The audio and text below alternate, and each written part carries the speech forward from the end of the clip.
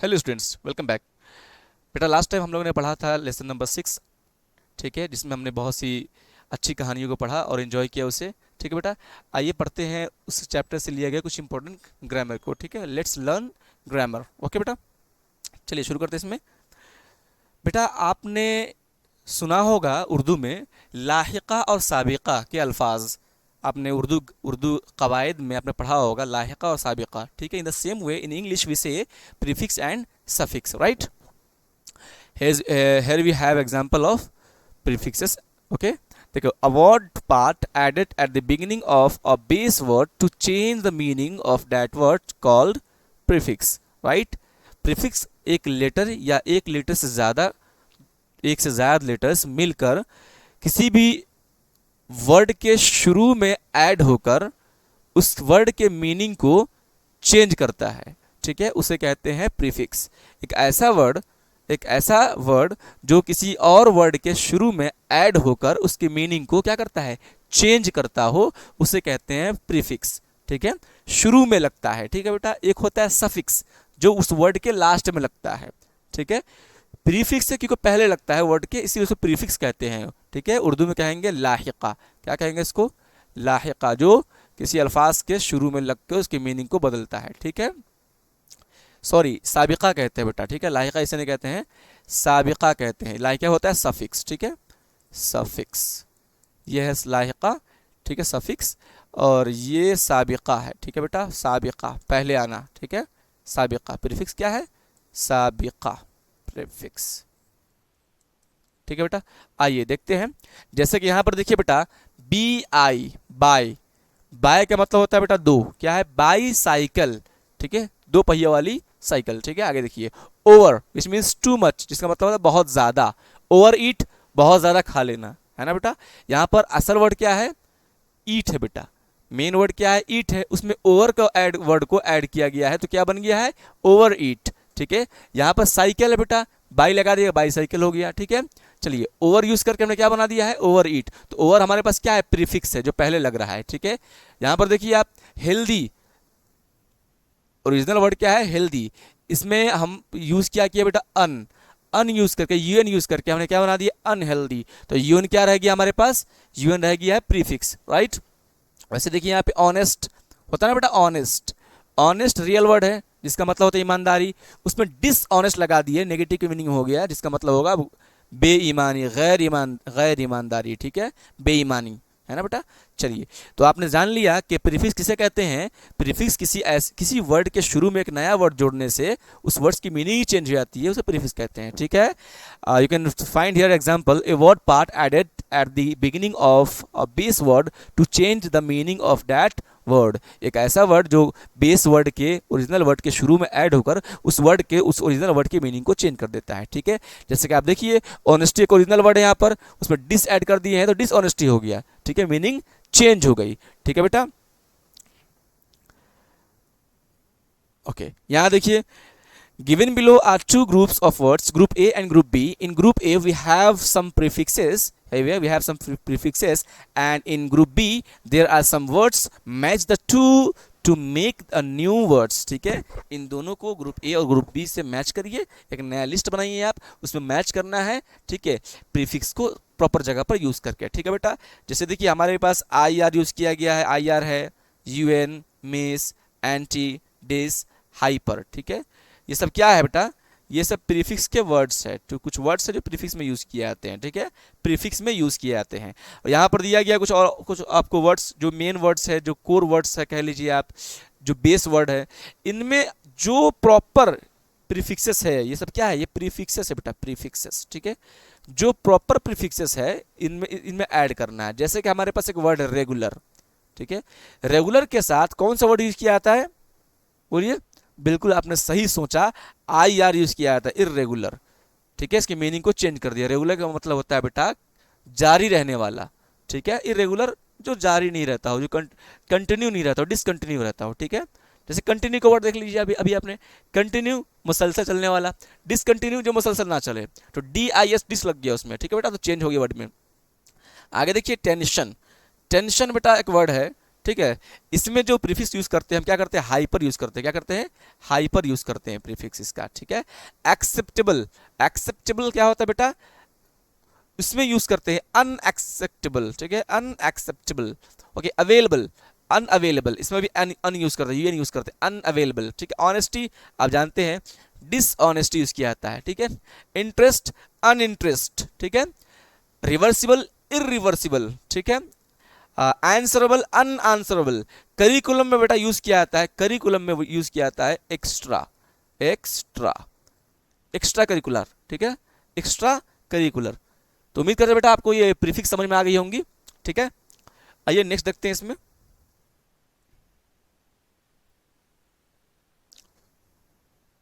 चलिए, कॉन्ट्रैक्शंस देखिए, ये बहुत मजेदार है कॉन्ट्रैक्शंस, ठीक है। यहां देखिए कॉन्ट्रैक्शंस कहते हैं किसे है, देखिए contractions are short forms which are use very often in spoken English in informal writing, ठीक है। स्पोकन इंग्लिश में या इनफॉर्मल राइटिंग में हम कॉन्ट्रैक्शन का यूज बहुत करते हैं, ठीक है। देखिए कंबाइनिंग ए नाउन, ठीक है, या noun plus verb, noun noun को या नाउन प्लस वर्ब को कंबाइन करते हैं। जैसे कि देखते हैं हम लोग यहाँ पर बेटा, she, he change to she's, his, ठीक है। अब she's में क्या है, she's which means, okay very good, okay here we go first, I am change to I am, देख रहे हैं आपको, she's, his, या एक्चुअली is है ये, he is, she बोलना है, he is और she is को यूज करते हैं he she's में, ठीक है बेटा। आगे देखिए, I am, आई और ए और एम दोनों है ना बेटा, जब इसको कॉन्ट्रैक्ट करते हैं, कॉन्ट्रैक्ट करते हैं, जोड़ते हैं, शॉर्ट करते हैं, शॉर्ट करते हैं मिलाकर, तो कैसे करते हैं, आई एम को, आई एम को आई लिखते हैं, एक यहाँ पर एक कॉमा देते हैं हम लोग, क्या बन जाता है, आई एम, ठीक है। यू आर चेंज होता है किसमें, जब कॉन्ट्रैक्ट करते हैं इसको, तो जब कॉन्ट्रैक्ट बनाते हैं इसको, कॉन्ट्रैक्ट करते हैं, कॉन्ट्रैक्शन देते हैं इसके बीच में, तो यू और आर दोनों अलग अलग यहाँ पर है ना, दोनों मिल जाता है, योर बन जाता है। इसी तरह सारे वर्ड्स दिए गए यहाँ पे बेटा कैसे चेंज होता है, ठीक हो। देखिए कैन नॉट को कांट लिखते हैं, शैल नॉट को शैंट लिखते हैं, विल नॉट को वोंट लिखते हैं, कुड नॉट को कुडंट लिखते हैं, ठीक है बेटा। ये बहुत जरूरी है आपके लिए जानना, क्योंकि इनका यूज ज्यादातर हम करते हैं बेटा क्वेश्चन टैग में, क्वेश्चन टैग बनाते वक्त, क्वेश्चन टैग बनाते वक्त। जैसे कि हमें कहना है आई लाइक मैंगो, ठीक है, आई लाइक मैंगो, यहां पर क्वेश्चन टैग बनाएंगे डोंट आई, ठीक है, डोंट आई, देखा ना आपको, यहाँ पे डू नॉट था ना, डू नॉट को डोंट बनाया गया, ठीक है। तो यहाँ पर भी इसका यूज बहुत किया जाता है क्वेश्चन टैग वगैरह में, ठीक है। और कहाँ का यूज, स्पोकन इंग्लिश में होता है ये, जाहिर सी बात है क्वेश्चन टैग का ज्यादातर यूज करते हैं हम लोग स्पोकन इंग्लिश में, ठीक है। हमें कहना है आप, क्या आपको आम पसंद है ना, जब कहते हैं आपको आम पसंद है ना, ठीक है, तो यहाँ पे कहते हैं हम लोग you like mango don't you, you like mango don't you, है ना। चले बेटा, तो ये है कॉन्ट्रैक्शन फॉर्म्स, अलग अलग वर्ड्स को कॉन्ट्रैक्ट कैसे करते हैं, शॉर्ट कैसे करते हैं, ठीक है। इसे आप लिख लीजिए और इसे याद कर लीजिएगा, जो कि बहुत ही आसान है। आइए नेक्स्ट देख लेते हैं।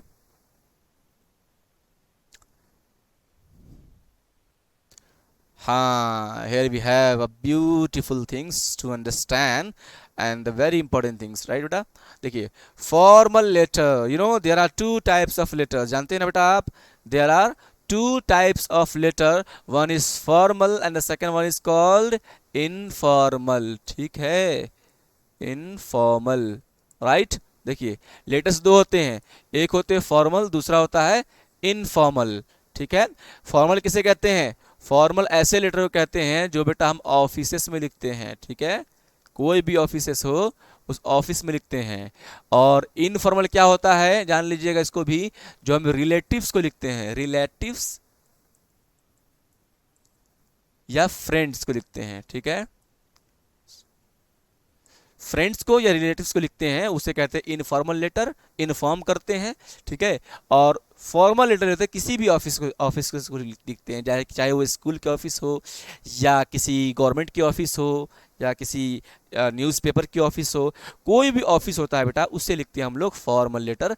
उसकी फॉर्मेट क्या होती है, विच मीन्स स्ट्रक्चर क्या होता है उस लेटर का, वो हम समझते हैं इसमें कि किस तरीके से एक लेटर लिखा जाता है, उसमें क्या क्या इंपॉर्टेंट चीज़ होती है, ठीक है, वो हम समझते हैं। आमतौर पर बेटा इस लेटर को 5 मार्क्स में पूछा जाता है, क्वेश्चन में 5 मार्क्स में पूछा जाता है। देखिए सबसे पहले हम क्या करते हैं, देखिए after the incident with the tiger at the school the worried parents of the school children wrote a letter of complaints to the principal, read it carefully. ठीक है, चलिए समझते हैं इसको। हाँ, हमारे पास एक कॉन्टेक्स्ट दिया गया है, ये कॉन्टेक्स्ट है पूरा, बेटा एक कॉन्टेक्स्ट है कि भाई स्कूल में टाइगर इंसिडेंट होने के बाद, टाइगर के इंसिडेंट होने के बाद स्कूल के अंदर में जो पेरेंट्स होते हैं, है ना, बच्चों के जो माता पिता होते हैं वो कंप्लेन करते हैं स्कूल के प्रिंसिपल को। ठीक है, इसको अच्छे से पढ़िए कैसे कंप्लेन होता है, लेटर के फॉर्म में करते हैं वो लोग, लेटर लिखते हैं। किस तरीके से लेटर लिख रहे हैं समझिए। अब ये समझिए बेटा सबसे पहले क्या होता है, यहाँ पर ध्यान देंगे, एक पार्ट ये सेंटेंस का, the secretary parents association of Malgudi public school. ठीक है,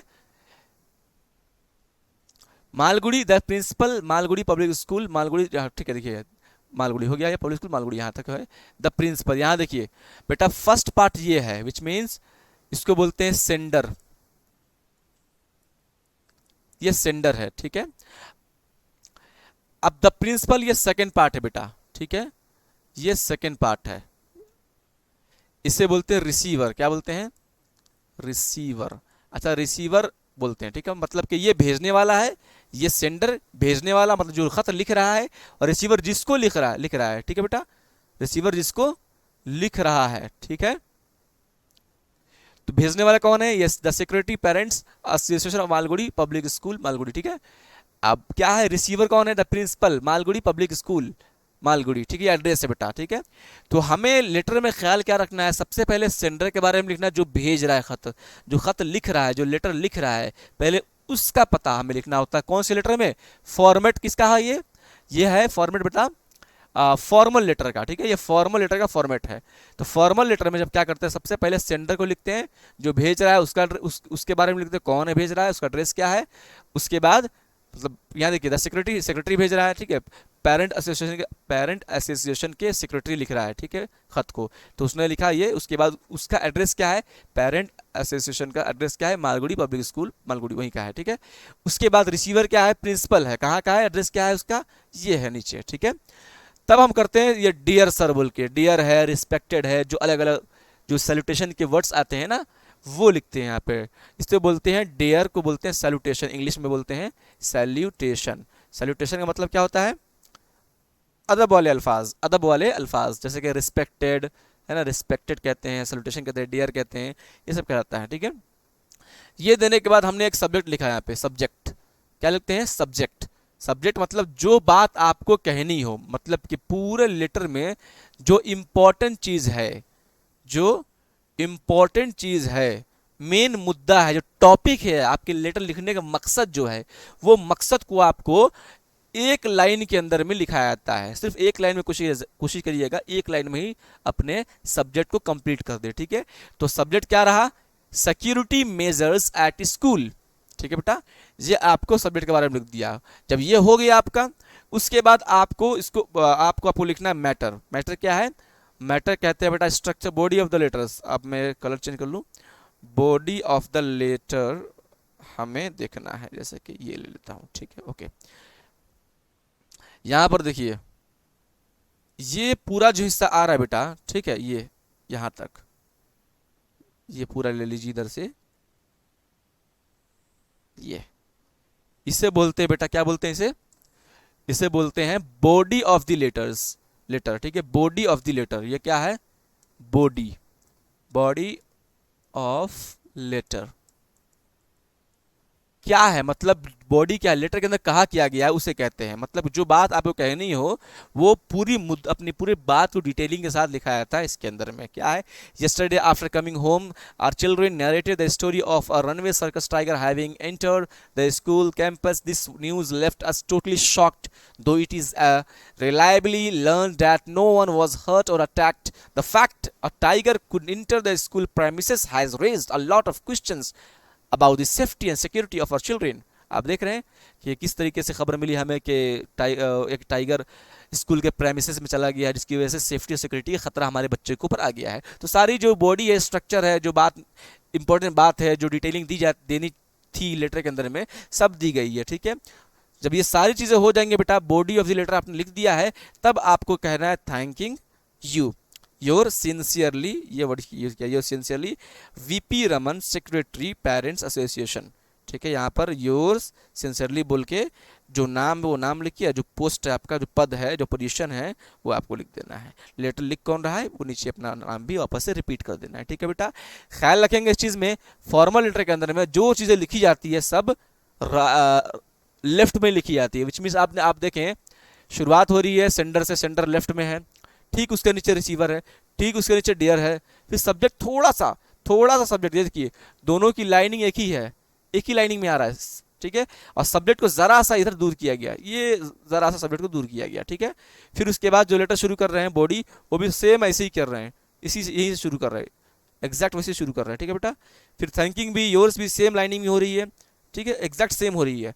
हमें फोकस इस चीज़ पे करना है, सब्जेक्ट को ज़रा सा दूर करना है, बाकी सब एक ही लाइनिंग में आने चाहिए। ठीक है, लेफ्ट साइड में, ये ख्याल रखना है आपको। ठीक है, और रही बात डेट की, डेट आप इधर भी लिख सकते हो डेट, और डेट आप या डियर सर के ऊपर भी लिख सकते हो डेट। ठीक है बेटा, डेट वहाँ भी लिख सकते हो, डेट यहाँ भी डियर सर के ऊपर में भी, यहाँ पर भी डेट लिख सकते हो आप। ठीक है, तो ये आपकी फॉर्मेट रही है फॉर्मल लेटर की। ठीक है, इनफॉर्मल लेटर आप जानते हैं, दोस्तों लिखना होता है, डियर बोल के डायरेक्ट शुरू कर देते हैं, उसमें बहुत बड़ी चीज़ें नहीं होती है। ठीक है, जब वो आएगा तो आपको समझा दिया जाएगा। ठीक है बेटा, इस चीज़ को अच्छे समझ लीजिए आप, है ना, और इसे लिख लीजिए। आप बोले थे क्या मैं इरेज कर दूं इसे?